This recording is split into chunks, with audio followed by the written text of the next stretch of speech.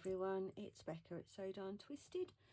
Today's episode of the junk journal jargon busting, what the heck is that, what do I do with it, why and how.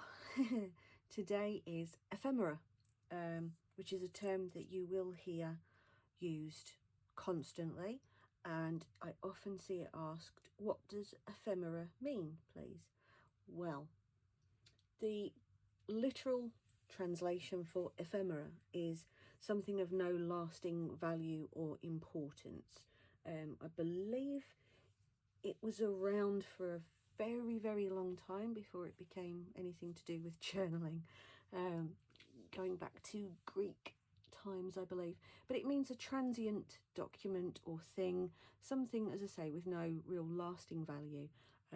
Bus tickets, postcards, bits and pieces. So I've put together a few examples of ephemera and the kinds of things that you can buy, the kinds of things you can make yourself, the kinds of things that you can salvage.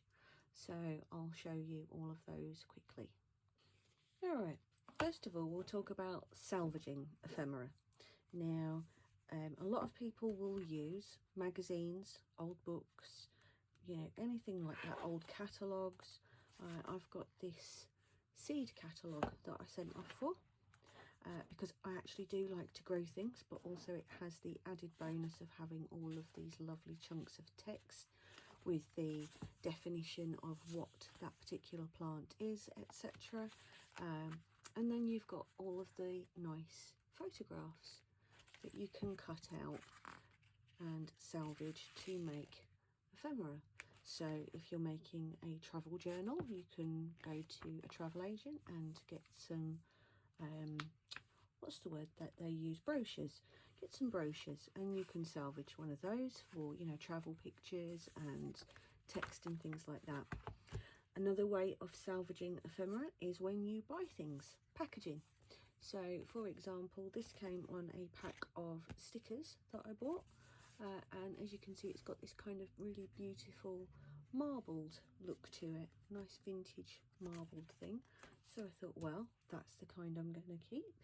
I'm also a complete magpie when it comes to collecting bits of ribbon, buttons, lace, things like that from old clothes, or sometimes you buy things and they come tied with a ribbon. Yeah, I'm having that. So envelopes that come through the post, junk mail, they are all examples of salvaged ephemera. So then we'll go on to ephemera you can make yourself. So if I show you a few examples of that. So these were, I used some coffee dyed paper that I'd made. I got one of my ink stamps and my brown ink pad, and away I went. And I created some bits and pieces. I think there's more of that in here, but I don't know where I've put it. But you get the idea anyway. So this was just like a catalogue collage thing. So I've made myself a little label that I'll put other things on to make maybe a cluster, things like that. So yeah, then you can tea and coffee dye things. These ones I was actually sent by one of my friends, Emma, I think, sent me these, but I've got sort of bigger ones that I can use and fold in half in signatures and stuff like that as well. So these are just soaked the way that I do them. I don't know if Emma did these the same way, but I just soak them in tea or coffee for a while, leave them to dry, give them a little iron on a very cool setting, I hasten to add, without steam, and then yeah, so you can make ephemera that way. Another way you can do it is by using printables off of the internet, of which I've got some free on my website, and I've also got a lot on my Etsy page as well that are available for purchase. They can range from anything to vintage documents to imagery. There are all manner of things. So it's an example of postcards that I've just printed out myself. The internet is absolutely rammed full of free printables. Just be very careful if you are using free ones, because you can't always use them to sell something. So if I was to make a pocket out of that, for example, this one is public domain, which means you are free to do so as long as somebody else hasn't changed it and then put their own copyright on it. So, but that's a video for another day. We will deal with copyright. But if you are downloading printables, look at the terms and conditions on the website that you are downloading from. If they're not immediately noticeable at the top of the page, try looking at the footer of the page where the copyright information is, and you'll often see terms of use, and it will tell you whether or not you can use them for personal use only, which means making things for yourself or gifting to other people, or whether or not you can use them within a commercial project, so such as putting it in a journal and then selling the journal. Most of them, though, will say that absolutely no, you cannot just take the images and resell them, which is perfectly fair. So yeah, these are examples of printables that I have from the internet. You also get a lot of vintage advertisements and things like that you can print out on card or paper. So that is printables. You also will find templates for things. This is just a template I made for a basic envelope. So you'll find templates that you can just then cut out. A lot of printables come within templates as well. So like some of mine have got pockets or envelopes that have got designs on them, and you just cut them out, glue them together, and there's your envelope.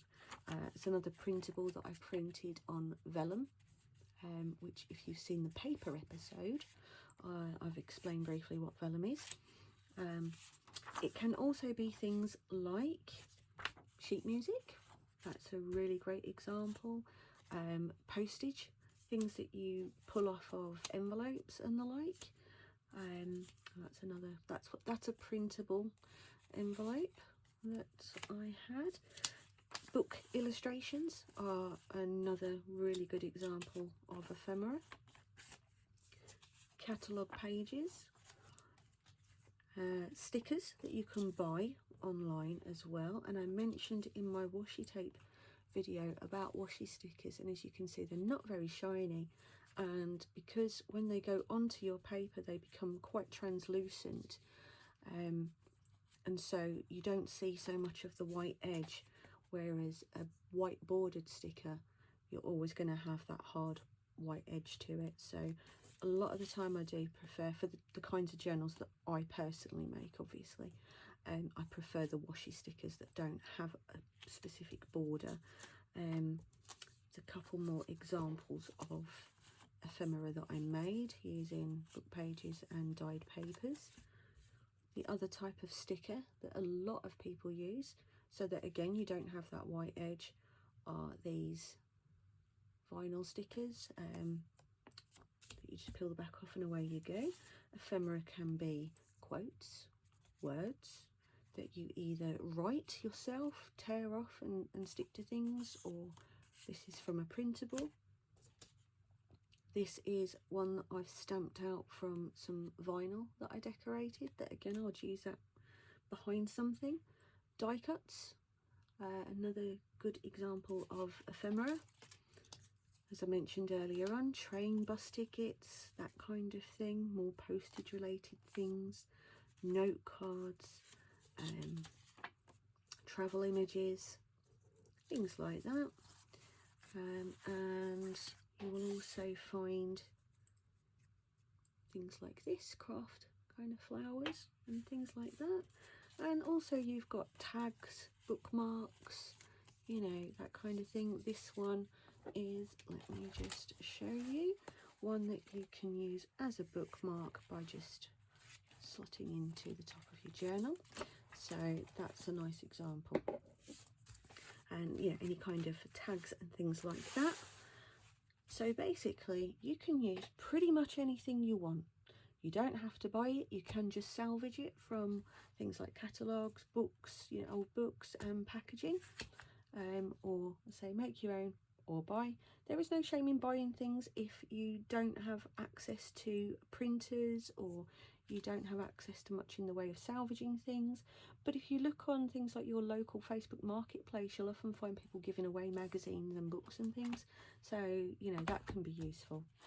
But on the subject of ephemera, something you'll see referred to, and I thought, well, I might as well include it in this video, is an ephemera wallet.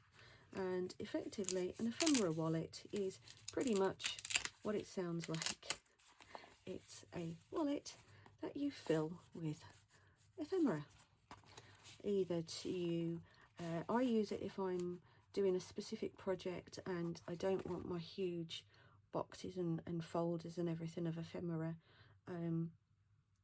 all together with me, so I'll just pull out the things that I think, oh, I'm more likely going to use that for this project, so I'll throw it into a wallet. If I know I'm only doing small pieces, I have smaller wallets for that kind of thing. So if I know I'm just going to want some words and maybe some small things, I can pop them into one of these and away you go. But an ephemera wallet can be very, very basic, or it can be very convoluted. You can literally just make yourself a little folded greeting card or something with pockets inside it to stuff with ephemera. Oh my god, I'm actually getting sick to death of using the word already now. I don't know if I've got one in here, but accordion wallets are also fabulous for storage, for that kind of thing. I don't think I've got one in here, but I do know that I have one here that I made for a tutorial. So again, great for stashing little bits and pieces in that you can just pop to the side while you're working, grab what you want out of it, and again, you can make them in any size. I do have a tutorial, as I say, for making one of these on my YouTube, so grab that if you want to know how to make the accordion expanding files. So yeah, that basically, guys, is ephemera. So hopefully that's covered everything for you. Give me a shout in the comments if it was helpful, put a like on it. Love it if you'd subscribe, all the usual things that I say at the end of these episodes. If I've forgotten anything, let me know in the comments.